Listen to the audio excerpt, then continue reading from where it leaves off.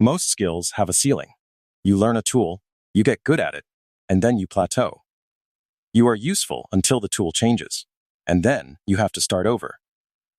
That is how most people have thought about careers for the last 30 years. Learn a skill. Stay current. Repeat. But there is a different category of skill. One that does not plateau. One that gets more valuable the longer you hold it, and that compounds, not just for you, but against the people who do not have it. In an economy being reshaped by AI, the gap between these two types of skill is no longer small. It is becoming the central fault line in who thrives and who stalls. Some skills plateau, others compound. The ones that compound in the AI era are specific, learnable, and most people are ignoring them. By the end of this video, you will know exactly which ones they are, why they compound, and, more importantly, why the thing most people are doing right now is building the wrong kind entirely. This is not a video for everyone.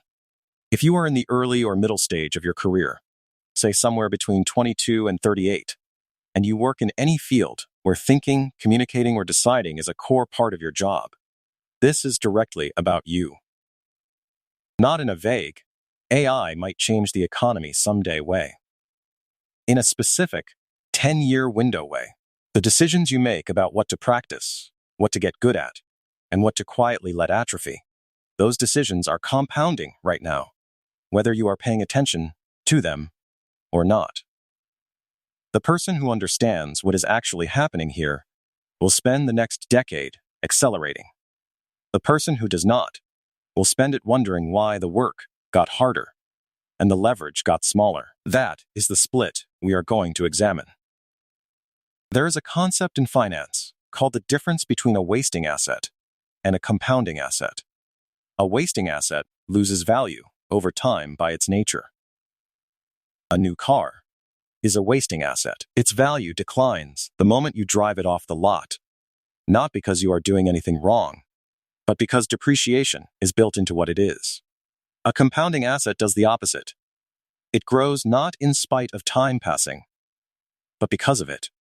The longer you hold it, the more value it generates. And that value generates more value on top of itself. Most people have been building their careers entirely out of wasting assets without realizing it. Specific software skills, workflow knowledge, tool fluency. These things were valuable when they were scarce. But scarcity in tools and processes is exactly what AI is most rapidly eliminating. The question is, what is actually compounding right now? And the answer is not what most career advice tells you. To understand which skills compound, you need to understand the mechanism. Why does any skill become more valuable over time rather than less? There are 4 steps to this. Step 1. AI raises the floor and changes what the ceiling means. Think about what AI tools are doing to knowledge work right now. They are making competent performance dramatically cheaper and faster to produce. A decent first draft, a reasonable analysis, a functional piece of code, these used to require training, time, and experience. Now they require a prompt and a few seconds. What this means is that the floor of performance across almost every knowledge domain has risen. The baseline has moved up. Mediocre is harder to charge for. But here is the part that matters. When the floor rises, the ceiling does not disappear. It becomes more visible. The gap between someone who is genuinely excellent at judgment, synthesis, and communication, and someone who is just competent, gets wider and more obvious. Not because excellence is rarer, but because the distance between the floor and the ceiling is now exposed. The first mechanism is this. AI collapses the middle, which amplifies the value of what sits above it. Step 2. Compounding skills are the ones AI cannot replicate. Yet, because they require something AI does not have. This is where most people make a reasoning error.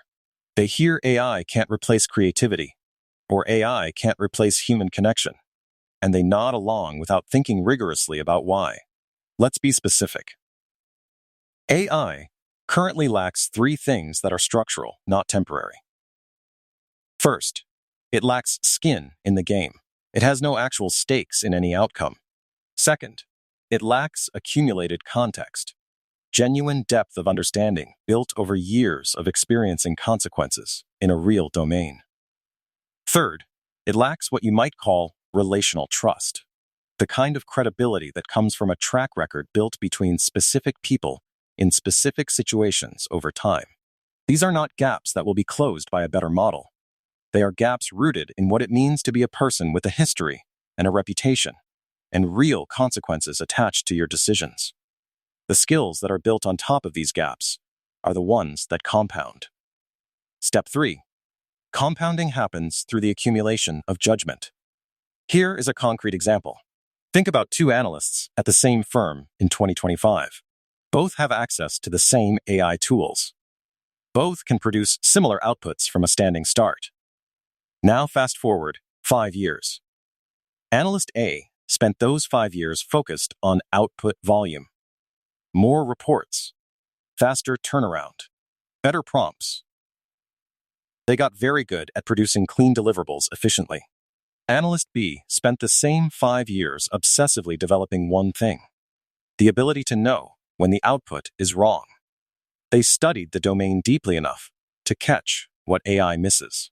They built a model of when AI reasoning breaks down, what it confidently gets wrong, and what questions to ask that expose the gaps. They got very good at calibrated skepticism. In year 6, Analyst B is now worth 10 of Analyst A. Because the higher the stakes of a decision, the more valuable the person who can verify the answer is. And the stakes of decisions keep rising as the speed and volume of AI output rises. Judgment accumulates. It compounds. And it is built through the deliberate practice of being responsible for outcomes, not just for outputs. Step 4. The skills that compound are specifically the ones that become more legible with time. Legibility here means other people can see and verify your track record. The reason compounding skills compound is not just that they improve, it is that they become increasingly visible over a long horizon. Communication is a perfect example. The ability to take genuinely complex ideas and make them clear, not dumbed down, but structured, precise, and usable by someone else, is a skill that takes years to build and is immediately visible the moment you produce it. More importantly, it is sticky. People remember who explained something to them in a way that actually made sense. That memory is reputational capital. And it compounds. The same is true for the ability to ask the right questions, not just answer them, or the ability to hold two conflicting ideas simultaneously and reason about the tension between them rather than collapsing to one side prematurely, or the ability to understand what someone actually needs, not just what they said they want. These are not soft skills in the dismissive sense of that phrase. They are extraordinarily difficult to build and extraordinarily durable once built. Now that you understand the mechanism, here is why that matters for where most people are spending their energy. Picture two people, both 29, both working in knowledge-intensive roles. The first person is doing what feels logical. They are learning AI tools, keeping up with new capabilities, building workflows that make them faster. They feel productive. They feel current. They are getting good at operating within the systems that exist today. But here is where they get stuck. The tools keep changing. What was efficient in January becomes outdated by September. They are running to stay in place. Their skill set is appreciating on one level and depreciating on another, and the depreciation side is quietly winning. The second person has a different orientation. They use the tools, but they are not becoming the tools. They are using the time the tools save them to do the one thing that AI cannot shortcut: developing judgment. They are taking on the projects where they have to own the outcome, not just produce the deliverable. They are having the hard conversations. They are writing in public. They are putting themselves in situations where they have to synthesize, decide, and stand behind the answer. In 3 years, you cannot tell them apart from the outside. In 7 years, you can.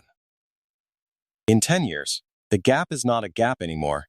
It is a different career entirely. The difference is not talent.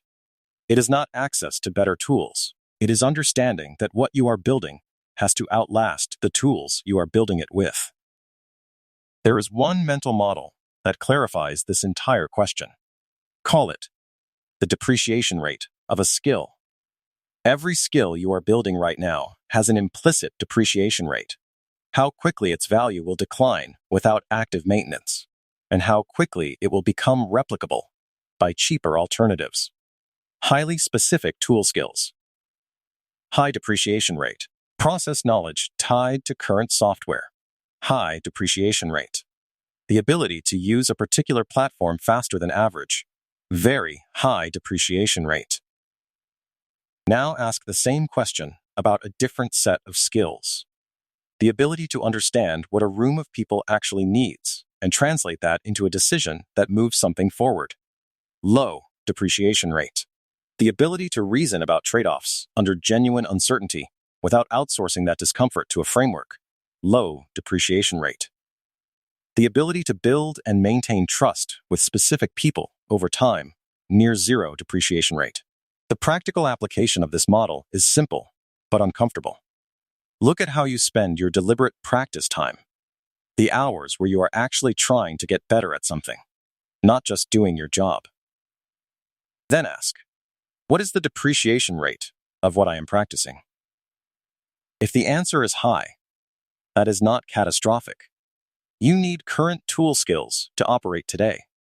But it should prompt a second question. Am I also consistently practicing something with a low depreciation rate? Because the compounding only starts when you begin. And the longer you wait to begin, the more catching up the compounding has to do. So back to the question we started with. Why do some skills compound while others plateau? Because compounding skills are the ones that get harder to replicate the longer you have them. They accumulate context, reputation, and judgment in ways that cannot be regenerated from scratch. They are built on the only input AI cannot synthesize. Years of being responsible for real outcomes, in front of real people, with real consequences attached. Here is the one-sentence version of this video. The skills that will matter most in 10 years are the ones that get more valuable the longer you hold them. And most people are too focused on staying current to start building them. But here is the question this opens, which I will not answer today. If compounding skills take years to develop, and you are already 3 or 5 years into a career built largely on depreciating skills, what is the actual path of transition? How do you shift what you are building without dismantling what is currently working? That is a different problem, and it has a specific answer.